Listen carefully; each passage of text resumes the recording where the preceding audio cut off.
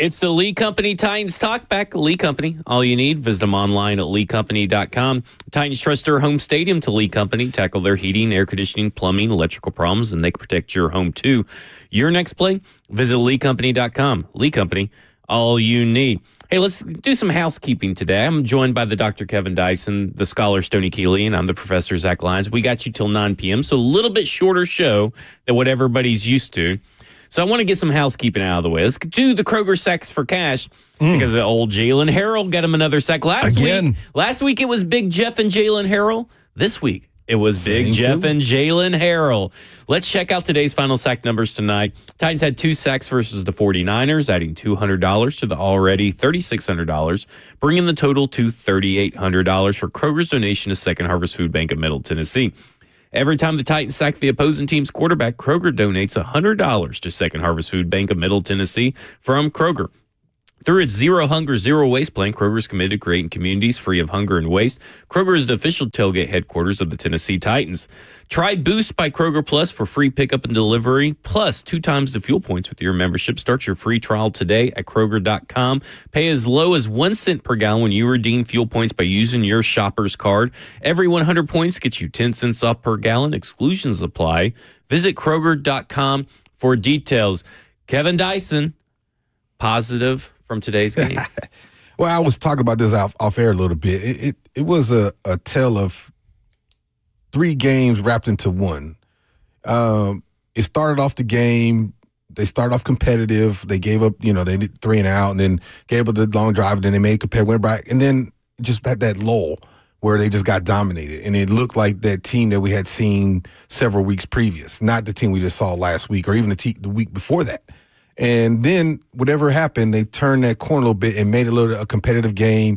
I don't know if it was the big play with Big Jeff that sparked it. Whatever it was, that was a more competitive-looking team. They got the quarterback a little bit more, although, stats won't suggest that. But, you got the quarterback a little bit more. But I guess they had 18 pressures, would be saying. Yeah, that's kind of weird, wild. It didn't seem like it at all. But at least they made it look like a fun game where they weren't completely dominated. At one point, it was got to be like a 40-something to 10 type game.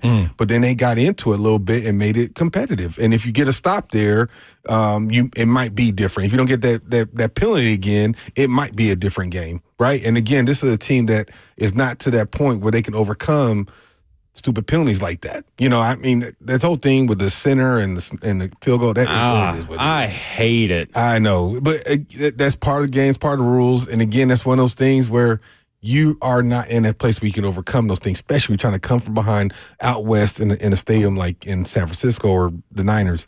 But lo and behold, as we were talking about off air, if the team has had stacked up games similar to the last several weeks, the conversation around town would be so much different and so much more optimism for the future of what's to happen. I think people have gotten to the point where they were like, well, we're just going to get no one pick. We're going to be terrible. And they kind of have written them off. But if you look at it, over the last several weeks, they're starting to take them steps forward, incremental, slight, but it's there. Even Cam is starting to move forward. I mean, we've seen his up and downs, his peaks and his valleys, but it not that he's having world-beating numbers, but he is at least moving forward, and the team is moving forward. And so, not that you kudos for a loss, but it was a much better loss, if that makes sense. Yeah, listen, I think there are signs of positivity and progress in this game that I'm sure we'll dig into on tonight's show, but today was a stark reminder of the difference between the Cleveland Browns and a team like the San Francisco 49ers. It was a massive step up in competition, and really I saw a game of missed opportunities. You talk about this team not being good enough to be able to survive those missed opportunities, the missed tackles on defense, the missed field goal, the missed connection to Van Jefferson that might have changed the outcome of the game. A lot of that kind of stuff, the penalties, those sorts of things. This team is not ready in its maturation to overcome those sorts of things, and I think that's ultimately what did them in. On top of going up against a team that was efficient, pretty much did whatever they wanted to Like on offense, on defense, whatever they had to do, they got done. They built a lead. Those guys were out there having fun. Brock Purdy's doing the Dougie in the end zone. So, really, really good opponent. I think there are some silver linings to take away from this game, but ultimately, disappointing to see that they couldn't be a little more competitive or sustain competitiveness. Because I will say, I feel like the Tennessee Titans, the score may not really tell you the story of the game and how competitive it was, because Brock Purdy was able to do whatever he wanted, however long he wanted. I know that it says 18 pressures, but that's preliminary numbers from PFF. Those can change. I feel like that is going to change. I'd be very surprised. Yeah. Because it just didn't feel like there was that much pressure. Yeah. And listen, they suffered injuries very early to Xavier Woods, Mike Brown, and Kevin Winston. So you got Kendall Brooks out there playing safety. And I understand that's the story of the Tennessee Titans secondary. Mm-hmm. But we'll hear from Arden Key a little later, but it didn't seem like they wanted to change anything to account for that. They kept rolling what they still had out there and started doing the same play. And I'm not saying you have to make sweeping changes, but a little bit of adjustments and stuff. 615-737-1045. We'll come back after the break and take your phone calls. This is the Lee Company Titans Talkback. Lee Company, all you need. Visit them online at leecompany.com. And this is 1045 The Zone.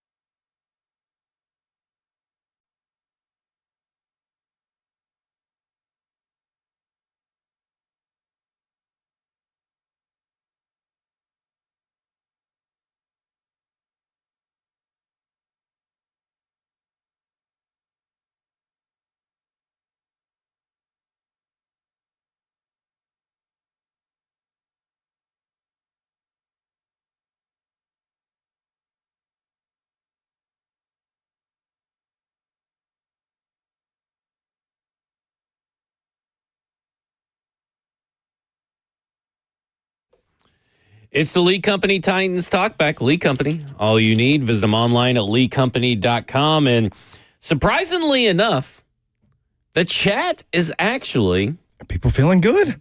pretty positive, and I'm a little concerned because I feel a little negative tonight. I do too. Yeah. So, I listen, I think there is a lot of positive to take from it.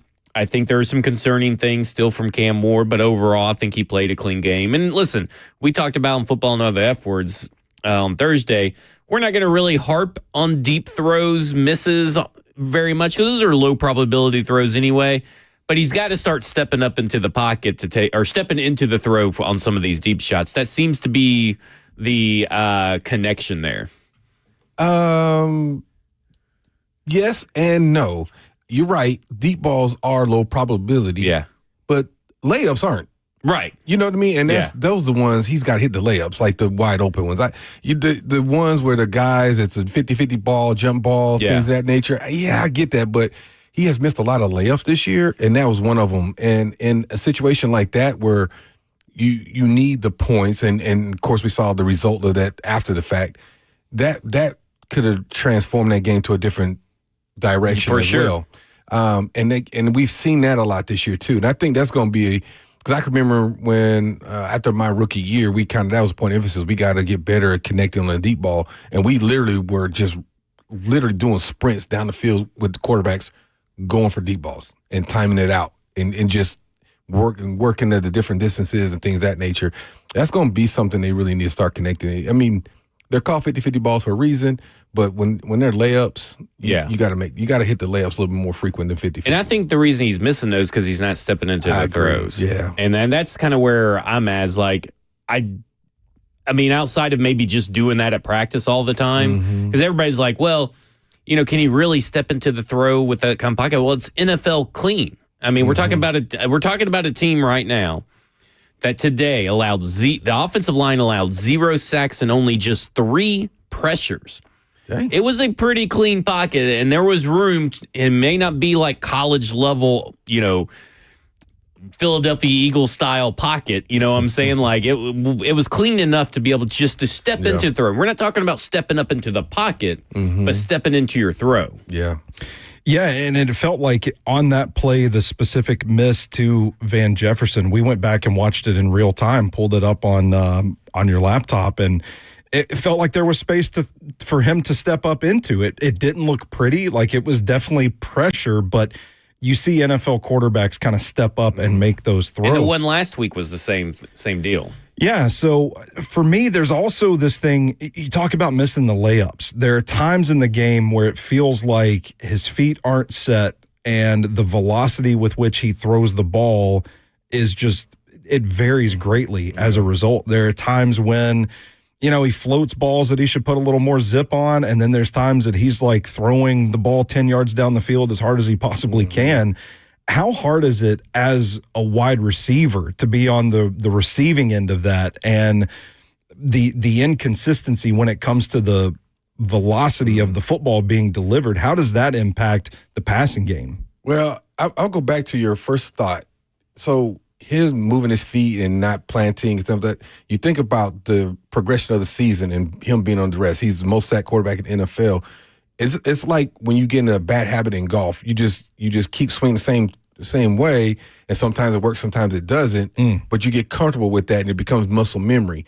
And I think that's where he's at with it. I think it's somewhat muscle memory, and it's in his brain because now, you know what I mean? Because he had to do and throw from different angles and different plants and things of that nature because he wasn't having time because of the pressure. And he also was holding it, trying to let guys get wide open, whatever wide open is to him. That's what I feel like. I think he holds the ball a little bit too long. He hasn't as much lately, but he was, especially early on. That's why he was getting sacked a whole lot as well. So with that, so for a receiver standpoint, it's more or less, regardless how the ball gets to me, it's the timing of it all. I don't want to be at my cut and I'm breaking down, and I expect the ball already to be in the air, not break down. I'm coming out my cut. Now you hasn't released it yet. Now it's, what kind of ball is it? Now I got this guy on me, as opposed to it's already in the air. I don't even have time to really think what kind of ball it is. I'm just reacting to it. It just becomes muscle memory, as we talked about that before. But I really think I think you've said this before, both of you may have in a different sense, maybe not just about Cam in general.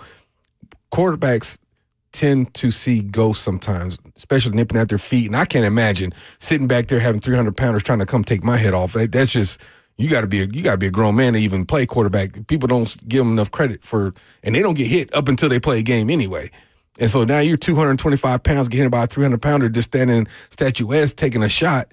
You tend to start seeing ghosts some. People nipping at your heels and trying to take your feet and all that kind of stuff. So sometimes you think, I feel that pressure. I'm not going to be able to plant and really deliver a good ball. So I get it to a certain degree, and I think that's part of it. But it goes back to what Zach was saying earlier just a minute ago. Navigating the pocket is going to be the point of emphasis, I think, this coming year. And I think you see it with a lot of young quarterbacks who do get a lot of shots hit on them, especially early on. They start fading on their drops a little bit. They get a little further back, and they're not planting. They're not ready to throw on time, or they're too quick on the plant because the guy's not ready because they want to get rid of the football because they don't want to take hits. I think that's the things he's going to look at and evaluate in the offseason and say, okay, now I see. And that's going to be something he works on. But right now, I think it's a little bit of the phantom ghost, people nipping at his heels a little bit sometimes. A little phantom pressure. Yeah. How did you read the Chimray DK drop? Because I couldn't really in real time get a sense of it. It's one of the it's one of the plays I want to go back and watch the tape on because I feel like there's room to discuss. Was that a velocity thing? Was it a timing thing? Or was it just a drop? I mean, he let it get to his chest. If I saw in the replay right, I mean, it looked like to me he let it get to his chest, and you shouldn't be doing that, right? I don't care. Catch it. Yeah. I mean, don't hands, care if it's chest, head. catch it with your neck. David Tyree caught it with his helmet. I don't care. Do you think he was expecting the ball? Do you think he was ready for it? I hope so. He was nobody else there. It was him. He was wide open. Hit him dead in his chest. I'm assuming he owned that one. But again, then he gets to catch the very next play, and he made a guy miss and almost got a first down. You know what I mean? That's kudos to him because I've dropped the ball and McNair came right back to me and it's like, phew, get that out your system.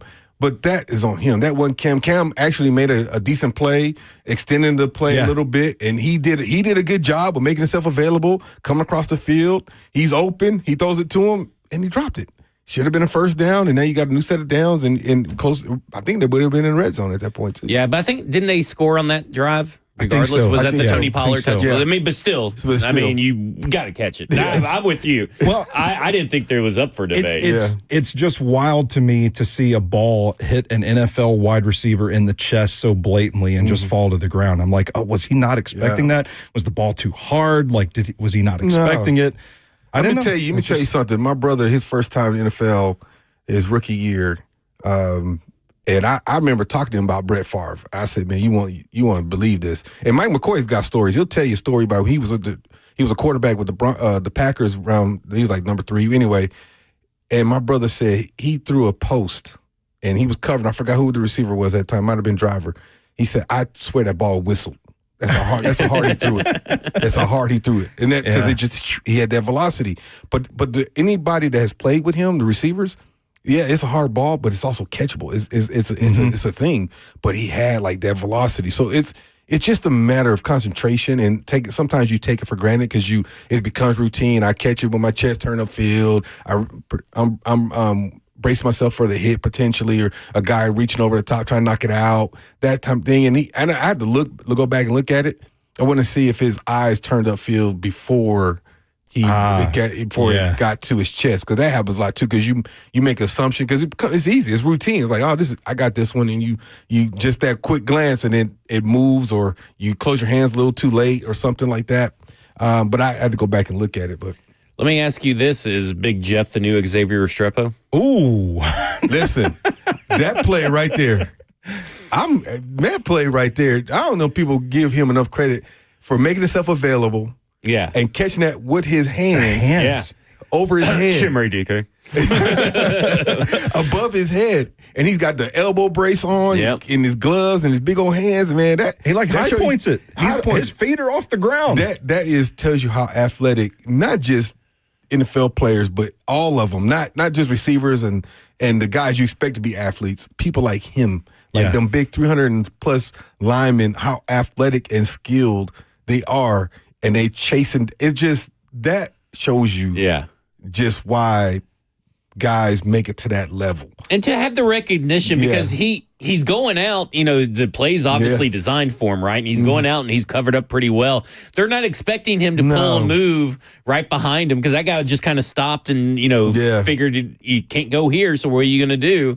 And Cam kind of froze him too by rolling out. And then Big Jeff just does a little move. Just makes it available. It's that backyard ball quality that we talk about with Cam Ward's receivers picking up. And Jeffrey Simmons has got it down before some of his own guys he's been throwing to all summer. We're giving him too much credit. He had no clue what he was doing, y'all. He was like, I don't know what I'm doing. I'm just going to go over here. Maybe that's it. Yeah. He was just like, nah, I'm just, he didn't know. He was just like, I'm going to go over here. This sounds right. This seems right. I'm going to go. And nobody paid him attention. He just like, he's by himself, That's crazy. 615-737-1045. Let's go to Eric in Nashville. Eric, you're on with Titans Talkback.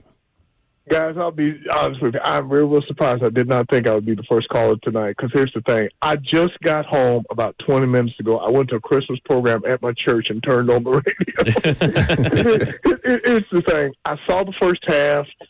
It was frustrating with all the penalties and, of course, the injuries on defense. But I also saw one penalty in particular, I guess, on 39, where I kind of questioned that too. And I think I heard Coach Mack and Taylor started talking about that. I was like, what was that? I mean, I just thought that was real bizarre. I wanted to get your thoughts on that. In the second half, of course, I was in church. And the thing had just ended, and I was fixing to turn on the phone to find out the score when somebody – fellow Titans fan coming to me and says, man, Jeffrey Simmons just caught a touchdown pass. I said, what? And we make it 34-17. And I hate that I had to miss something like that, but it is what it is. Happy that they fought back and, made it respectable. But I guess the bettors were happy because they covered the spread because the 49ers were covered by 12.5. But just wanted to get your thoughts on that penalty. Guys, always good talk to you. Tighten up. Hopefully it'll be a good game next week, although I do hate the fact that Mahomes is not done for the year. But we'll see what happens when they play the Chiefs. I just want to snap that 11-game losing streak and get a victory at home and cheer a home victory. Guys, y'all take care. That would be nice. I will say this. I thought there were at least 3 penalties that were bogus. Yeah. I think the one with obviously the defensive pass interference on Darrell Baker Jr., which did not exist whatsoever, didn't do anything. That was just a really good play. And, of course, Monty Hooker, came. Monty Hooker had a hell of a game today. Very underrated, by the way.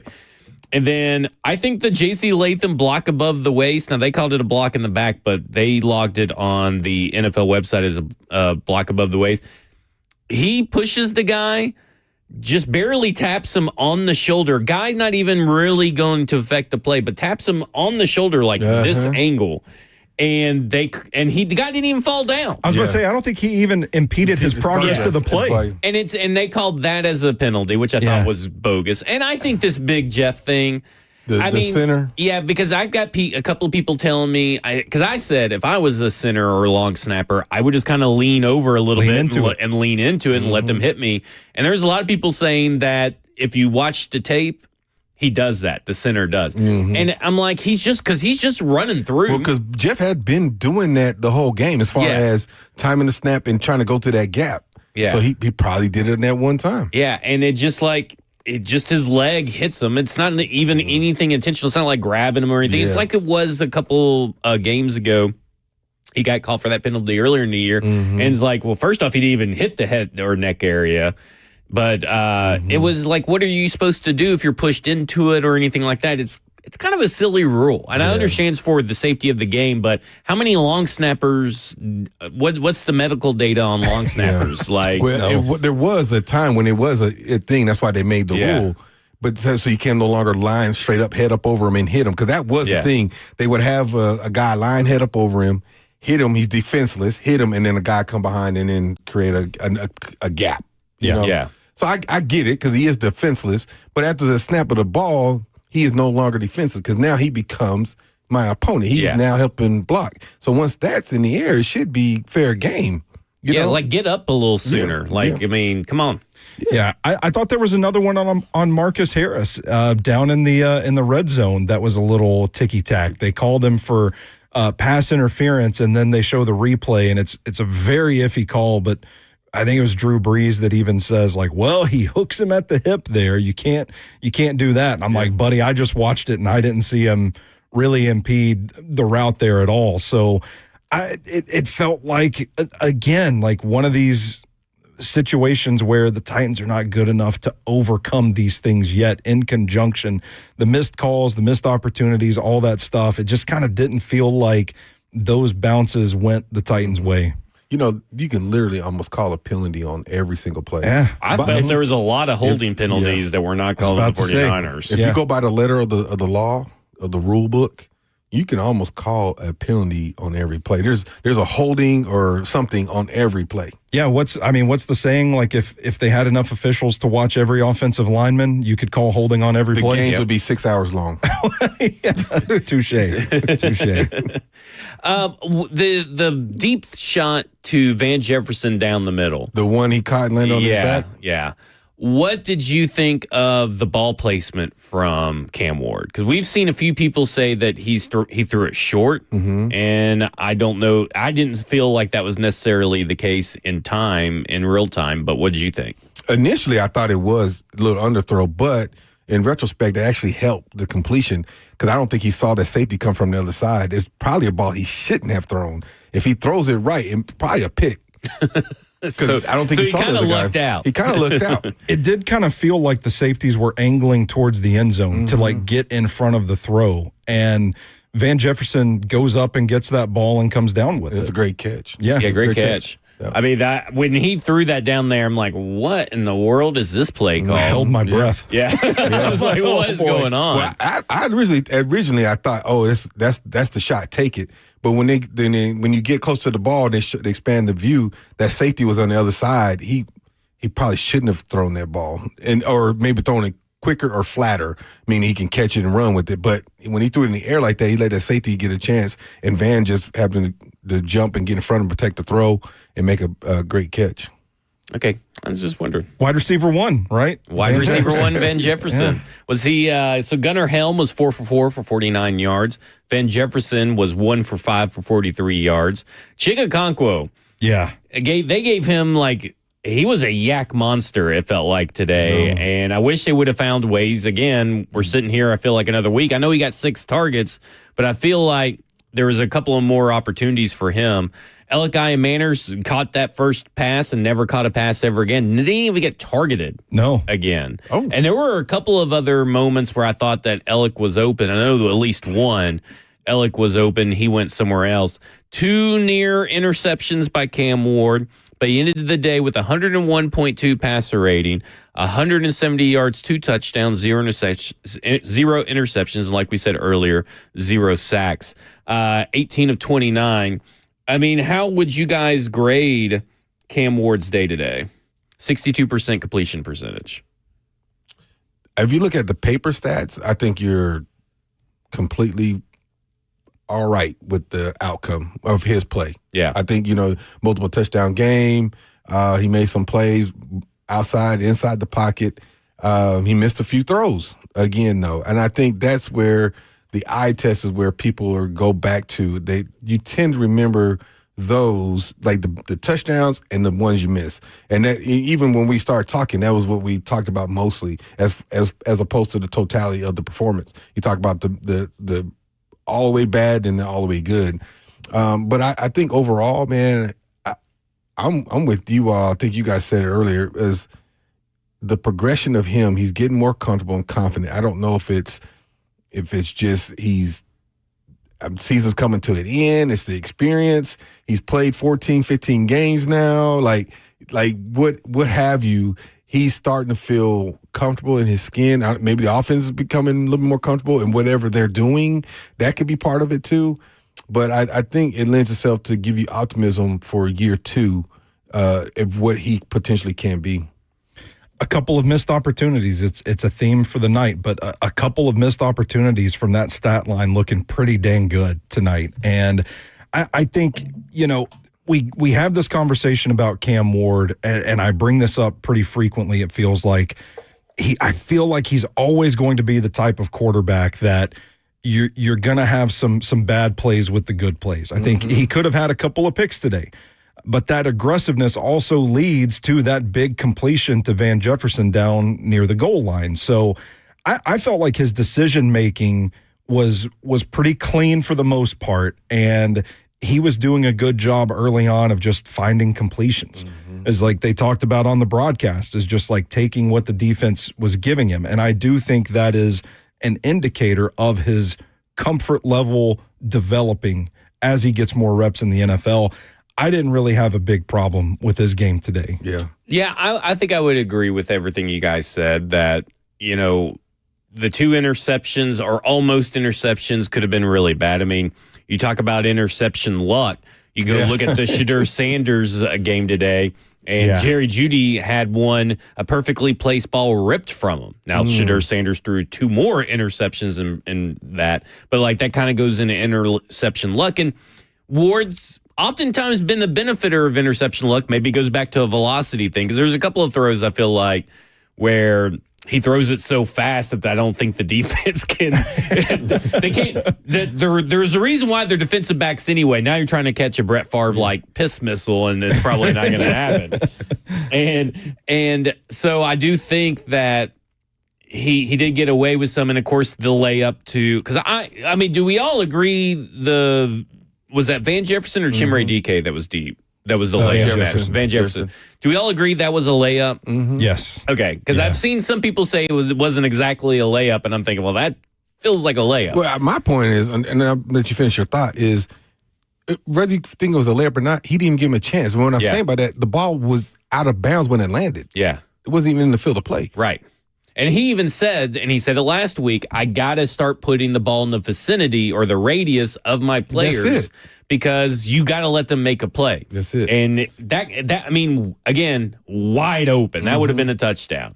And so for me, it's like those 3 plays would have changed the whole trajectory, whether it's an incompletion or anything like that. But when you come down with it to 3 plays to 29, 3 out of 29 plays, and you got a couple of big time throws. That throw to Gunnar Helm was beautiful. Beautiful play design, by the way, and everything executed to perfection. And the throw to Van Jefferson is a throw that, I mean, I know it's a little short or whatever, but I mean, maybe he saw the safety and we just didn't know if he saw the safety. Exactly. But that was a great throw that not a lot of quarterbacks make, and to have the balls to throw that is even more impressive. And then I think there was the throw to Elikai Manor at the beginning was pretty good. There was one to to Chig that was, talking about the throw right at the sideline? Yeah, right at the sideline, but there was a penalty, so that got called back. It was like right in the bucket. Similar to the Chimere DK drop, except for his way closer, but I thought that was a pretty good play, heads-up play. And the Chim drop. I mean, again, that's a hell of a play. That's a hell of a play that didn't get completed because, again, drops. Elikai Manor, 20% drop rate on the year, by the way, for the season. The Tennessee Titans have lost about like 16.3% of incompletions or something at one point to drops. Ooh. And so that's a lot left on the field out of Cam's control. And so when we start talking about Cam Ward, I think tonight was a little bit of a mixed bag with Cam Ward on the bad plays, but there was a lot of good plays that showed a lot of progression from Cam Ward. And listen, y'all, and no disrespect to any of the wide receivers, we're talking about a young group of wide receivers who's still trying to figure out the game themselves. Yeah. And if we're really being honest, a lot of these guys would be the backup's backup in some other receiving corps. And that's no disrespect for them. They're just not there yet. They have talent, and they're going to be okay. I'm just saying, like, some of these guys are in starting and starring roles when they're not necessarily there yet themselves. And he's still having production, and they're still having production. Like in DK, I think he's going to be, if he's not all pro, he's going to be one or the other, maybe both all pro or in the Pro Bowl based on what he's done this season. And that's saying something for a 4th-round pick. Yeah. But is he one of the top, 32 wide receivers in the NFL, because there's 32 starting receivers? I don't know if he's there yet, right? But he's got talent. He's capable. He's good with the football in his hands. And that's what he's going to be used as over his career, as a guy to get the ball in his hand, let him make plays. And we see that, trying to do reverses and screens and things of that nature with him. All right, coming up next, we'll go to your phone, 615-737-1045. This is the Lee Company Titans Talkback right here on 1045 The Zone.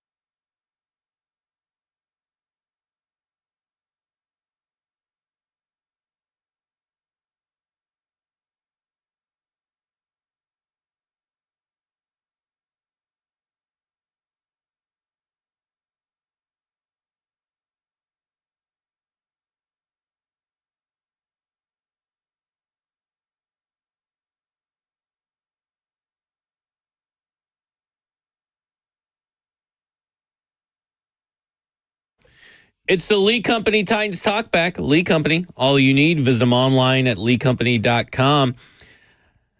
I have to say something because there's something in the chat, and I just got to get it off my chest. Okay? But before I do, I just want to let you guys know that Lee Company is available 24/7. Put Lee Company on your team. Tackle your home's heating, air conditioning, plumbing, electrical problems.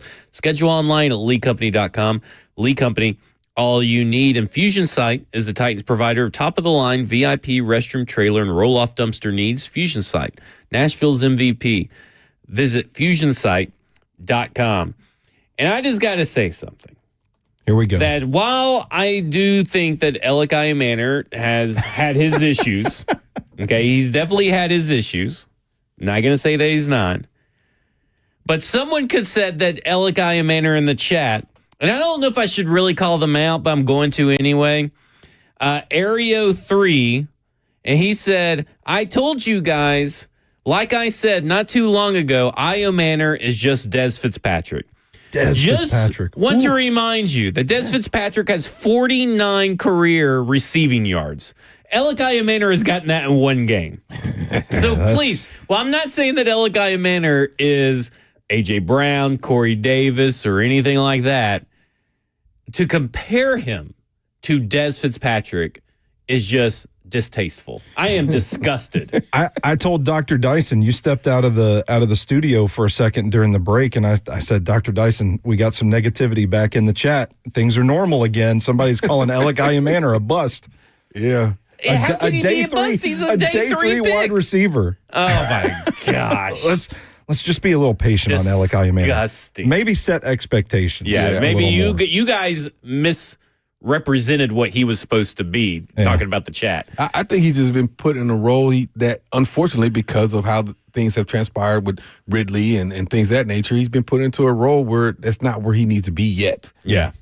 I'll be curious to watch the tape back and see how much blocking they asked him to do. Like, what went into that one target? Was he needed in blocking, or was he just like, how many snaps did he get? Like, where was he at in the progression? That sort of thing. Yeah. Like, if maybe we could read a little bit into that. But as far as the season on the whole, man, I'm not ready to call a day three wide receiver a bust. Yeah. No. I mean, he's been put into a role, like you said, way more than what you would expect. I'd actually say the other way, not necessarily a bust. I think he's actually out kicking his coverage right now, if you will. Like, I mean, how many other day three guys are getting the snaps, the play that he's getting in their offense? Mm-hmm. Des Fitzpatrick. You should be ashamed of yourself in the chat. All right, let's go to the phones. Let's go to Larissa. Larissa, you're on with Titans Talkback. I swear, love it. Hola, hello. Feliz domingo. Happy Sunday for those who don't comprende español. But I just want to say, you guys are amazing. I keep saying it about the station, and I'm not getting paid for that. So anybody wants to put that in the chat, I don't work for that company. But I will say, I mean, the Titans are going to be that team. I really, really feel like they're going to be that team because every dog has their day, and it takes time, and there's momentum there. And just like that stadium is being built, that we all fly around or drive by at one point, this is a rebuild of the team. Just have a little patience and have a lot of faith. You know, another win, a double stack would have been nice, but, you know, it is what it is. And as I said, I called in on the other show regarding momentum. Phil Rivers, God bless him, mad respect for this man. He was not taken off the field on a stretcher. Yeah. And, you know, this is serious. You know, and Doc, you already know. You were in the NFL. Folks are like, I'm not, no thank you. I don't think so. Just no. The man jumped back into traffic. And you got to put a little respect on that. But do you guys think that, you know, Mike McCoy is going to have any part of a team or the next regime? So I'm going to hang up and listen. You guys make, again, a lot more people's heart smiles than you know. When you're doing 12 and 14-hour days and get to even plug in and listen to you, it makes our hearts smile. Oh, I'm gonna hang up and listen. I appreciate it, Yeah, Marisa. it made my It's whole night. always my favorite call. That just gave me goosebumps. I feel good. That's Maybe warm and you fuzzy. should. It's the holidays too. Like it's just a beautiful person. it's nice. But to her question, I think Mike. Obviously, I don't know if he's in the running for head coach. I don't know. He dealt the hands he was dealt with, and it's hard to Right. get a royal flush with what was going on, man. He's been trying to do the best he can just keep this thing afloat. And has he had some bad decisions along the way? Yeah. And has he been a little conservative in times? Yeah. But there's some value in him. I think that's why he was even here. He wasn't necessarily a quote unquote coach because of his value, his knowledge of the game, his experience, and his ability to dissect offense and things of that nature. So does he have value, whether the next head coach or the administration want to keep him? I think he has value to the team for sure, especially this experience that he has and familiarity with the players that are here. Now, will that happen? I don't know. This is a business, and people tend to completely clean house when they come in. They want their own people. Now it depends on who they hire. They may know Mike and want him here. I don't know. We'll see. I want to hit on. Go ahead. I'm going to let you go ahead. I just want to say quickly, we've talked about this on this show before. This isn't just an audition for the Titans head coaching job. Mm-hmm. Like Mike McCoy is getting back into coaching and gets this interim job, and he gets a spotlight for the rest of the season to prove his mettle, not just for this head coaching job, but for other coaching jobs around the league. What I'm curious about, because we have commended him in moments during this run where the team is scrapping, they're fighting hard. Maybe we don't agree with every call or anything like that, but he should deserve some praise for how the team continues to fight under him.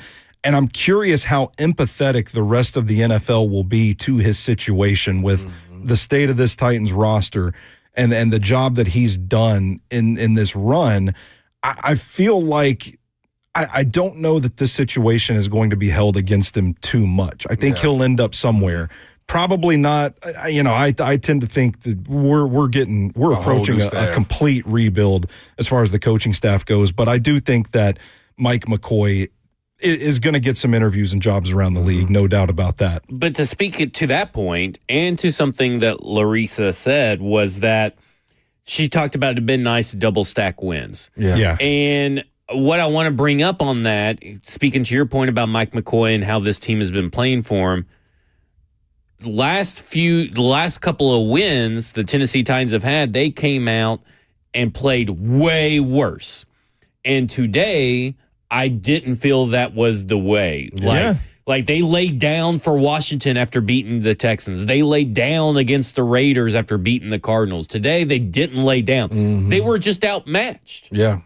Outmatched, a little bit outcoached. But when you allow only 7 incompletions on the day to Brock Purdy and Kyle Shanahan of all people, now they still held the running backs to 3.03 yards per carry. But again, the injuries weren't up there. Right. The injuries was in the secondary. Yes. And I'm not giving them a crutch any more than anything else, and I'm sure that's part of the frustration from Arden and all that kind of stuff. That's why I want you to ask Blaine. I'm curious to hear his answer on that, because the connection between what happens up front and in the backside of that defense is real.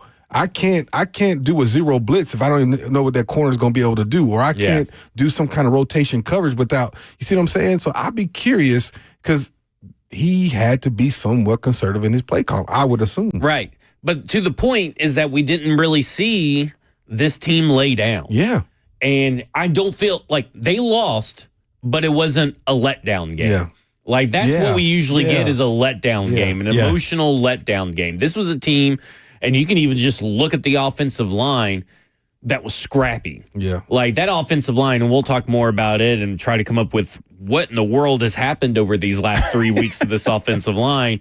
But I didn't feel like every other loss after a win. Mm-hmm. Now, the Tennessee Titans still need to start stacking some wins at some point because they haven't won back-to-back games since 2022. But when we're talking about this team and the coaches, the players, and what they're doing in the game, preparing for the game, and no matter what's happening, this particular game, even in a loss, showed improvement in an area that probably very few will talk about throughout the week.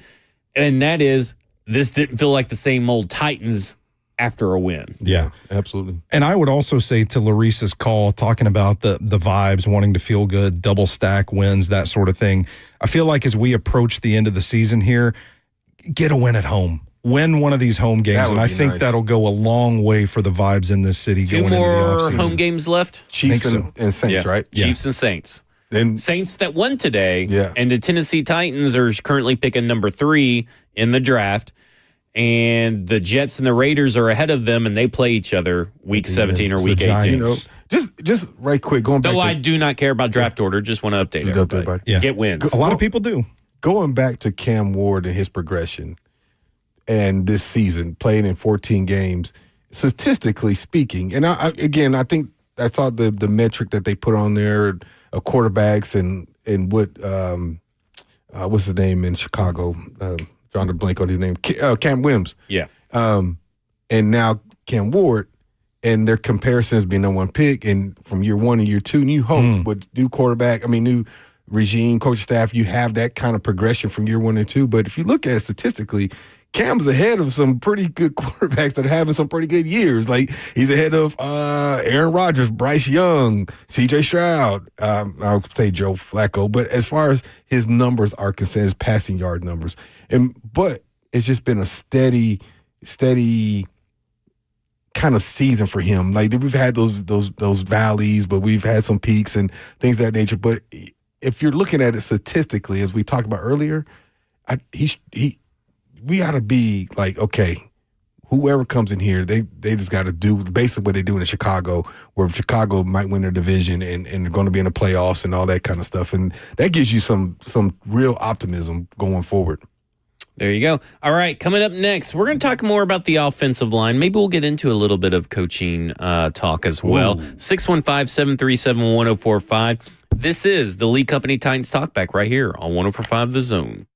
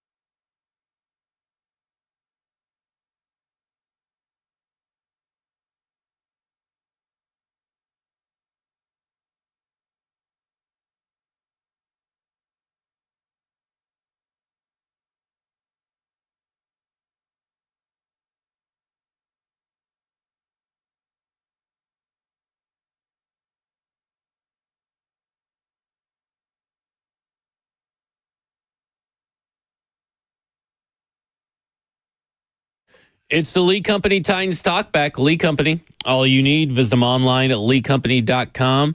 The Titans trust their home stadium to Lee Company. Tackle their heating, air conditioning, plumbing, and electrical problems. They can protect your home, too. Your next play, visit leecompany.com. Lee Company, all you need. All right. The Tennessee Titans offensive line. Jacksonville Jaguars game, which is now counting today, 3 games ago. 3 sacks. Running backs get 4.9 yards per carry on the ground. Last week against the Browns, Myles Garrett, the Browns, 1 sack, 32 carries for 180 yards at 5.6 yards per carry. Mm-hmm. And then today, 0 sacks and 17 carries for 138 yards and 8.1 yards per carry from the running backs. So for those counting at home, the sacks keep going down, the yards per carry keep going up, and this is without O-line Jesus, Bill Callahan at the helm, and I just don't know what's really gotten into them because they are a totally different looking animal right now in the run game, in the pass game, and they seem to be getting, obviously, at least statistically, but also from the eyesight. I mean, some of the holes they opened up for Tony Pollard even today put the ones last week, which were really good, to shame. So what happens in these situations? Is this just something clicking? Because they're doing it without. Last week they didn't have Lloyd Cushenberry. This week they didn't have Dan Moore, and Kevin Zeitler leaves, I think, around the third quarter at some point. Like, they're doing it with backup offensive linemen. Some of it's jumbo packages, but I mean, what kind of happens for a team to suddenly find an identity, I guess? Yeah, I'm curious, too. It looks like they're going to more of a zone scheme and letting the running backs hit the hole and press and cut back, and that's creating some running lanes, and they're doing a good job of sealing the backside and getting to the second level when they're doing that. But also I saw there was a couple times when they were doing pulls and getting bodies on guys and letting the running backs read the blocks and creating running lanes. They've just been better at the point of attack.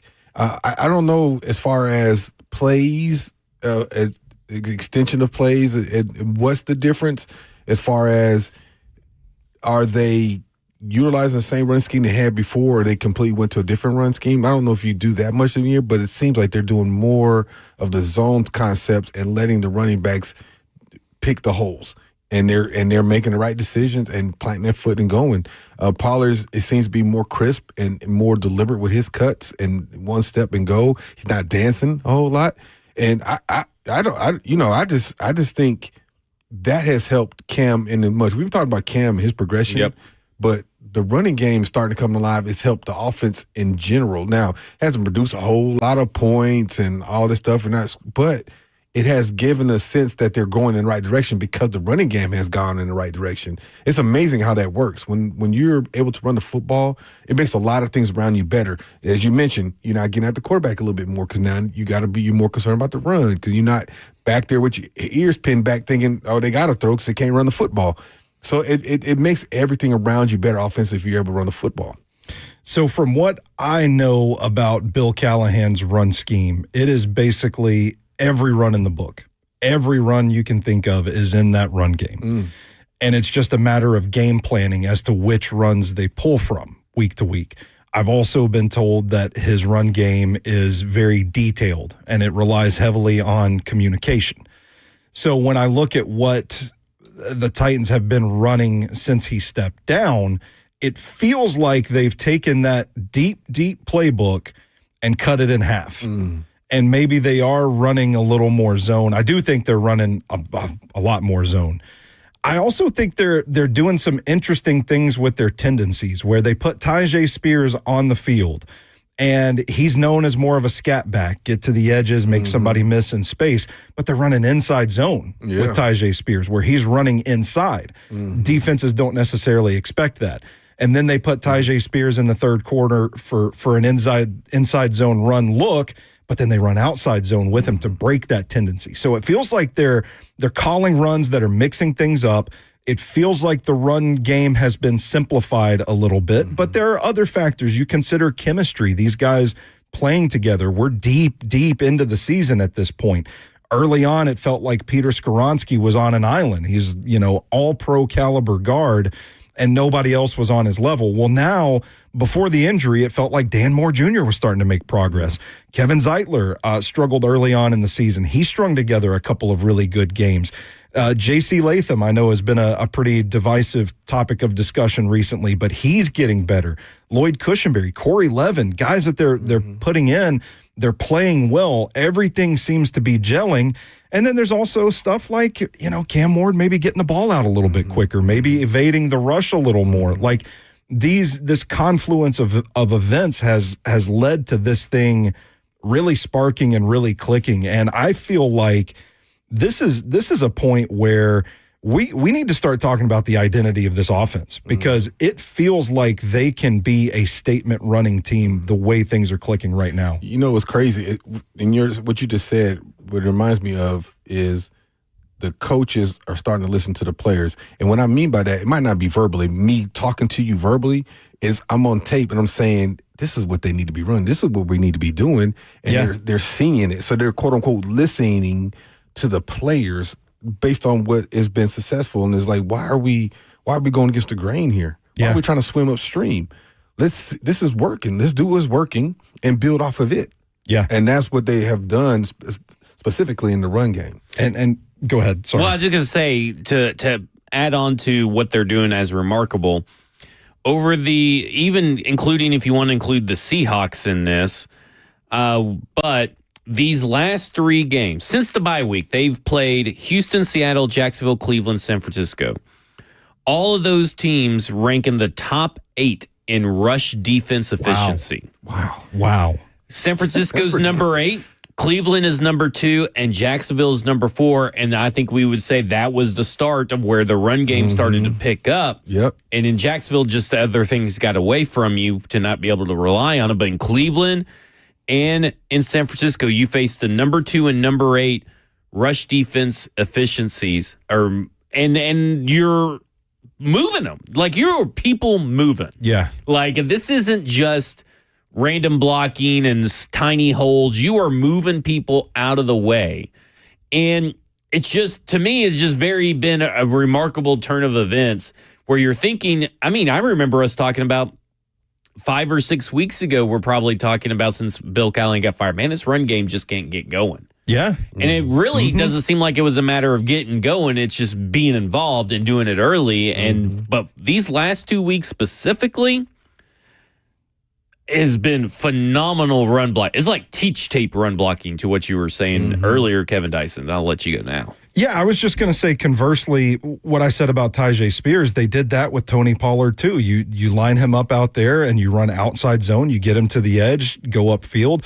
What does that set up? Later in the game, when you're down in the red zone, you put Tony Pollard out there on the field. 49ers defense is probably thinking outside zone run here. What do? Hand it off to him up the middle. He picks up like 8 yards, sets you up for a touchdown. Well, we'll speak about the touchdown too. Like that touchdown run by Tony Pollard where he's basically untouched. They're not thinking that you're going to run the ball there. So that was actually, once again, I will say this, there's a lot to harp on about the play calling today, but that was a good play call right there. Yeah. And that was good timing. They weren't expecting it, and he got the touchdown. Not to mention, you have Khalil Mullings getting a carry, hammering for a first down. They run a quarterback sneak with Cam Ward.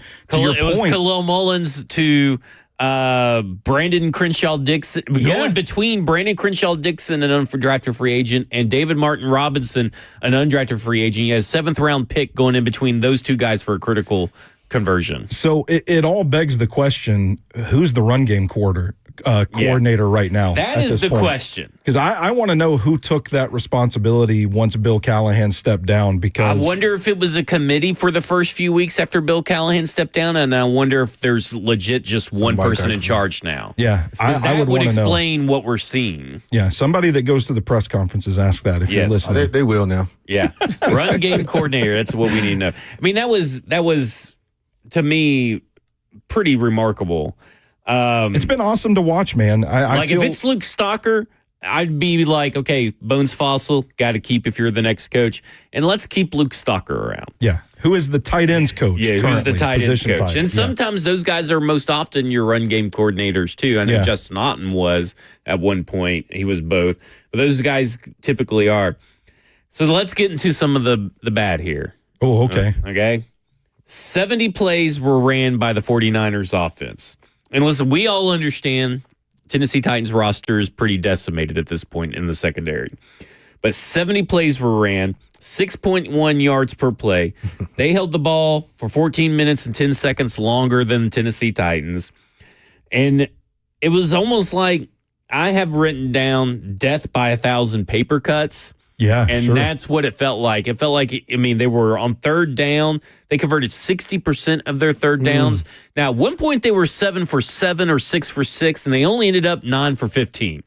So at some point, those third downs were converted less, but they were third and long and all that kind of stuff. And again, I understand all through the air, secondary is a mess right now, but when we talk about complimentary football, the defense did not play complimentary football today.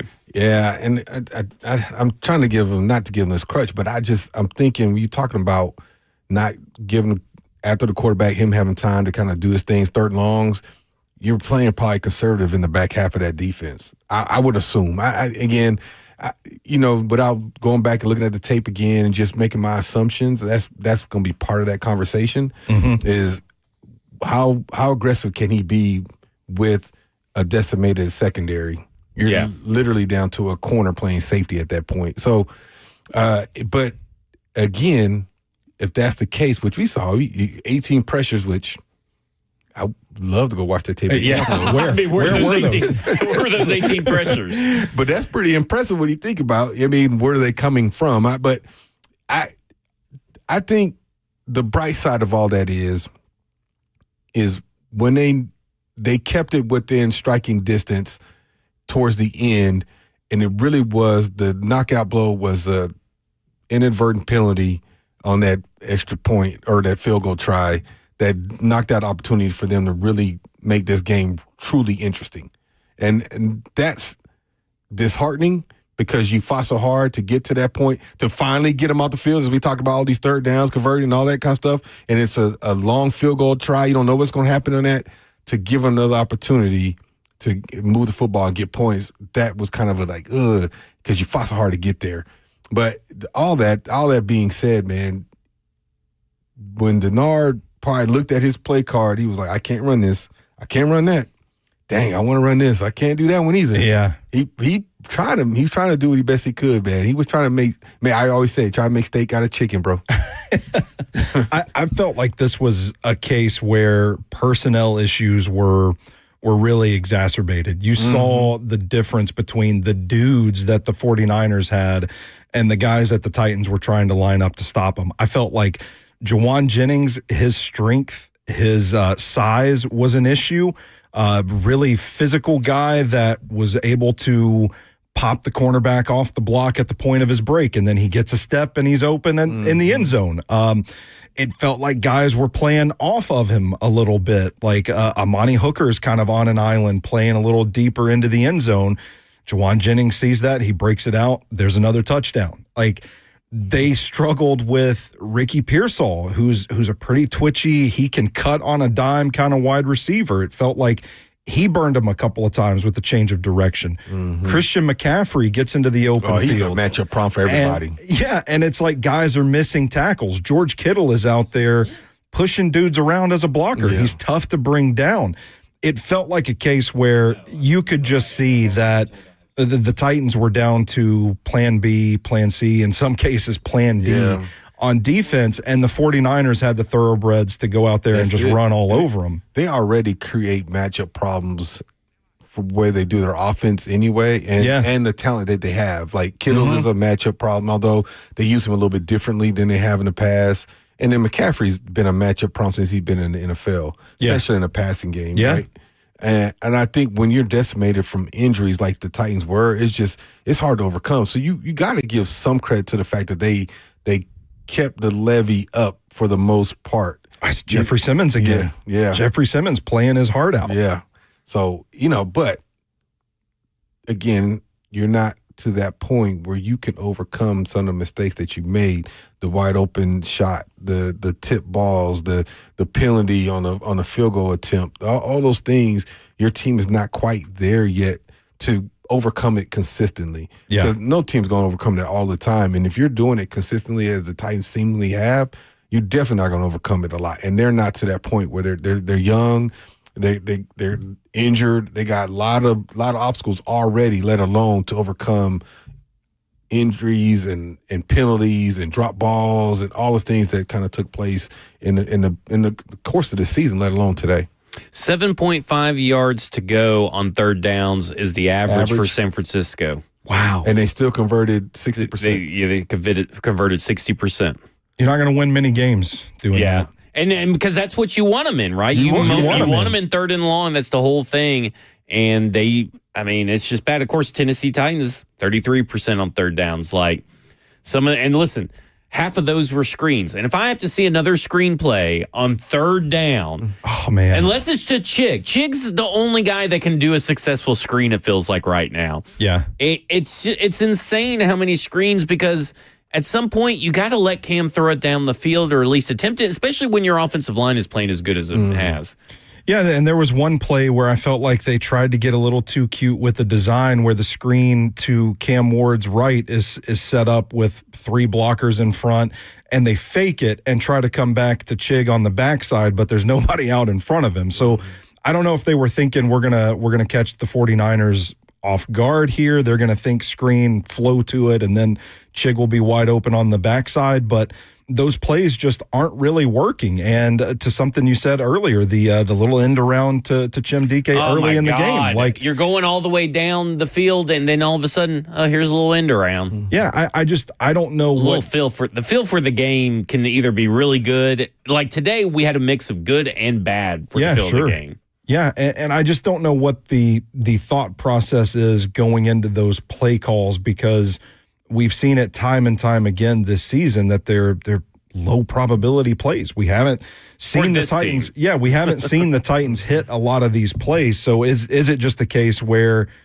you just you keep digging and eventually you're going to hit gold, or what? It's a little bit of that. I think when you call plays like that, those are not your staple. Those are not your everyday, we work on this. Those are kind of like, if we hit you, we get you. If not, okay, we'll go back to our stable. But you do it to keep a defense honest. And if they do make the mistake, or they do something you're anticipating, you end up getting something substantial out of it, right? Yeah. But if it doesn't work, now you put yourself in a hole. And I think that's the conversation. I think that's what you guys are talking about, is it hasn't worked. So why do you keep going there?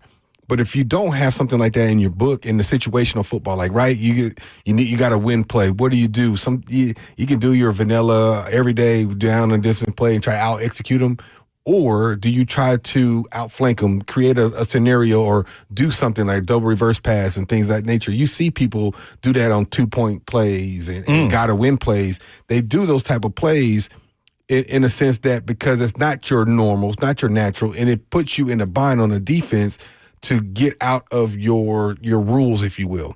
But if you get a good sound defense that plays their rules, they squeeze the tackle down and keep a shoulder square to the line, all the rules that apply to defense, then it's hard to even execute those plays anyway. And that's when you got a really good defense. Usually those trick plays, they're not even 50-50. It's less than 50, because they're good and sound. So you almost had to execute them anyway, just on your base offensive anyway, because there are going to be a sound defense. And San Francisco is I would call it a sound defense. I wouldn't call them as spectacular as they have been in the past. Probably some of the injuries with Bosa and people like that. Yep. But they're sound and they play hard. And you saw them, like, aside from a couple of run plays, like all 10, 11 guys were getting around the football. They play hard. And that's a good sound defense. So I get why they tried it. I just, to y'all's point, maybe they just got to pick better moments. Yeah, maybe that would be what it is. Because I understand the reverse today around the red zone, kinda, but that seemed more lend itself to be more middle of the field. Maybe, I don't know. I just think sometimes maybe it's the moment and when you do it that can make the biggest difference. You know. I will say this: Tennessee Titans are cursed, because remember there was that one year 2 years ago under Vrabel where they did the reverse with Malik, Chig, and Traylon Burks like in a span of like 3 weeks and they all fumbled and lost the fumble. Yeah. Like there's something about the reverse or the end around jet sweeps here in Tennessee that can't be done with any of the coaching staffs we've seen.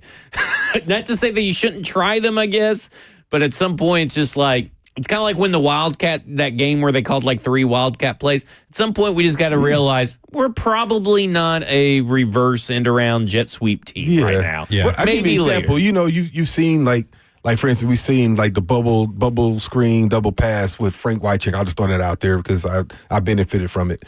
But it's a wrinkle that you do that helps. Or even like the jump pass with Derrick Henry. Like you've seen that work. That's not a regular play. That's a gimmick play that works. You know what I'm saying? Why? Because of his reputation as a player. People are going to overcommit to him having the ball, so now you can get away with something. So it's harder to converge those plays if you can't make a team commit to something. So you have to be really good at something for them to commit to whatever you're trying to convince them you are doing to have that counter. So I guess they were thinking we were running the ball well enough that we can fake this run and do the reverse to counter it. But you're still not quite there. Yeah. And when you're talking about a team like San Francisco that is sound, that doesn't give up a whole lot of gimmicks anyway, they don't like fall for it. They don't look at the other hand like the magic trick. They don't watch my hand, I'm doing something over here. They don't fall for that a whole lot. So you really got to be strategic when you call that against a team. All like right, that. coming up next is the Eurofix Look Ahead. Of course, we're brought to you by Lee Company. Lee Company, all you need. Visit them online at leecompany.com. This is the Lee Company Titans Talkback right here on 104.5 The Zone.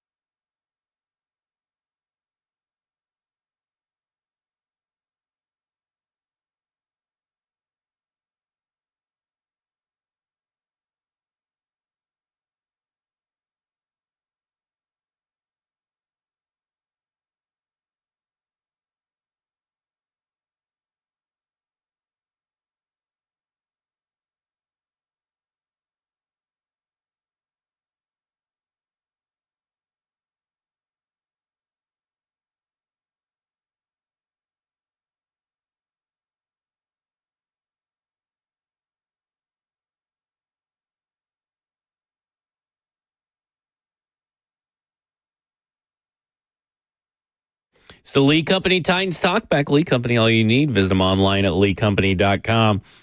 Now we look ahead to next week's opponent. The look ahead presented by Eurofix. Let me remind you that Eurofix repairs everything European that you drive and below dealer pricing. ASE certified technicians, a local company that has serviced Middle Tennessee for over 2 decades. Visit EurofixOnline.com. Next week, the Titans are coming back home to face Minshew Mania. Here we go. And the Kansas City Chiefs. Patrick Mahomes tore his ACL today in a game that the Kansas City Chiefs lost and were eliminated from playoff contention. That's wild. First time I think in like 10 years they're not making the playoffs. If I'm not mistaken, I guess Sounds right. Sounds about right. Which is insane to say about the Kansas City Chiefs. I always say like early in the season, everybody's like, "This is the year the Chiefs are dead." And I'm like, not so fast, my friend. I've heard that story before, but today. This year, 2025, Chiefs are dead. And they're coming into the Tennessee Titans. They are a super banged up team. Yeah. Got Gardner Minshew's now starting for them. Kareem Hunt looks like he's lost a step, even though Pacheco is playing well. But the offensive line is in disarray. Chris Jones went down with an injury. We don't know the extent of that, to my knowledge. Like, this is a team where, sure, with Patrick Mahomes, you're thinking, okay, they're going to come in and have a get-right game against the Tennessee Titans. But now they also don't have anything to play for. It will be really interesting to see, like, how this Kansas City Chiefs respond to an emotional injury like Patrick Mahomes. Yeah. What are your thoughts on that? Well, I think that's the history of the NFL would prove this right. I think, teams they're starting to age. Their administration and coach staffs being decimated because of the success they've had. People are pulling it, trying to touch at the cloak of success and duplicate it in other places, as we have done that here, trying to do the same thing.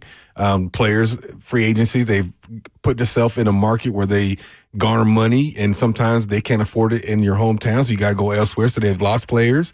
They've had some injuries that they hadn't had over the stint of their success. They hadn't had any major catastrophic injuries that really derailed them from their plans, if you will. The main people like Kelsey, Mahomes, things of that nature. And so now they're at that point where some of those things are starting to show up. Age, getting a little older, that also plays a part of it. But the one thing they do have is a tremendous play caller in Andy Reid. If anything else about Andy Reid, he's always been successful in the National Football League because his ability and timing of play calling and finding ways to get guys in position to be successful and make plays on offense, especially.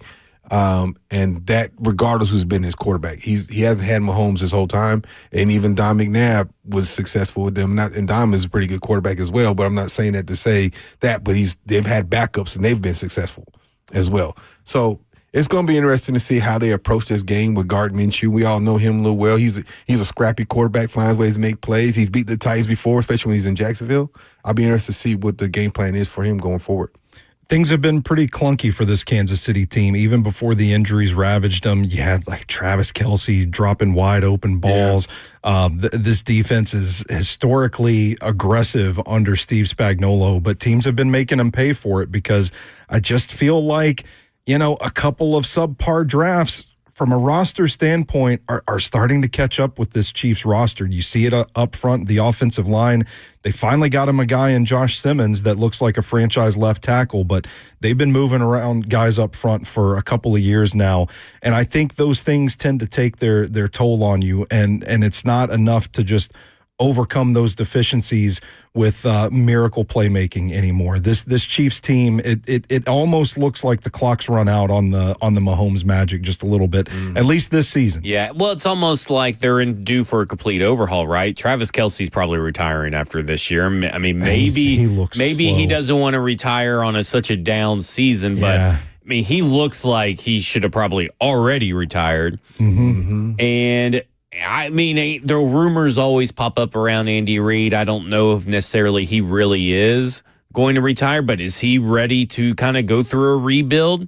Because, I mean, this team is kind of in need of – it's getting to the point, and it seems like it gets to the point every year or for certain teams where their biggest need with these great quarterbacks is finding a number one wide receiver. And I think Rashee Rice is pretty good, but I don't think he's a number one wide receiver. I think Patrick Mahomes can make him into a number one wide receiver when he's the only wide receiver that is worth a damn on their team. Yeah. But like, this is kind of a situation where they haven't been able to find a run game. Their offensive line continues to be a problem. And this year they're suffering injuries all across the young offensive line. Like, this is a situation where they need to do some soul searching this offseason, it feels like. And where does that soul searching take them? Because I've seen people blaming Matt Nagy for the offense's lack of creativity this year. I've seen people say they wish they had Eric Bieniemy back. They want Steve Spagnuolo gone. Like, they're the fans, and maybe they're too spoiled. That's what it is. That's what it is. They're wanting an overhaul. They think Andy Reid is done. The game has passed Andy Reid by, even though that is not true at all. But like, at some point, you have to start investing in the right places. And it seems like for a while, they've relied too much on Travis Kelce, Chris Jones, Patrick Mahomes, and Trent McDuffie to carry you through. Well, it's that old adage of the salary cap, right? We're in a salary cap era, and you have to pay certain players, and that becomes top heavy. But what happens to the rest of the roster?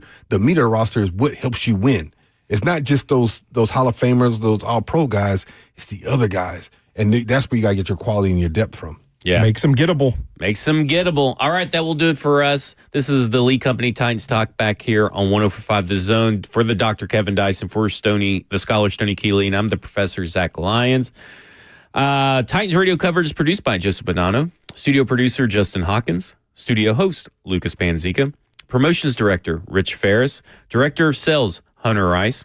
General manager Allison Warren. Operations manager Paul Mason.